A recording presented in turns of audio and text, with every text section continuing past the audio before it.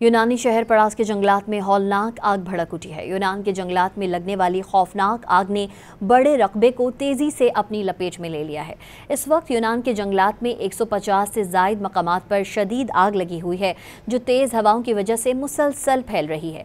इस दौरान कई कीमती दरख्त जल गए और करीबी इलाके में मौजूद मुतादिद मकानात भी शोलों की जद में आकर राख हो गए हैं।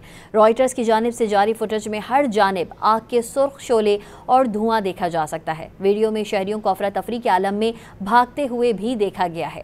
दूसरी जानिब जंगल के करीब अस्तबल में मौजूद घोड़ों को भी बिदकते हुए और अस्पताल से निकलने के लिए बेचैन देखा जा सकता है। मकामी फायरिंग ब्रिगेड हुकाम की जानिब से आग पर काबू पाने की कोशिशें की जा रही हैं। तकरीबन 5000 फायर फाइटर्स और दर्जनों तैयारे आग पर काबू पाने में मसरूफ़ हैं। जंगलात की आग के बाइस सयाहती जजीरे और मगरबी इलाके अचाया में बड़े पैमाने पर लोगों की महफूज मकामात पर मुंतकली का सिलसिला भी जारी है, जहाँ आग ने घर, गाड़ियाँ और कारोबार तबाह कर दिए हैं।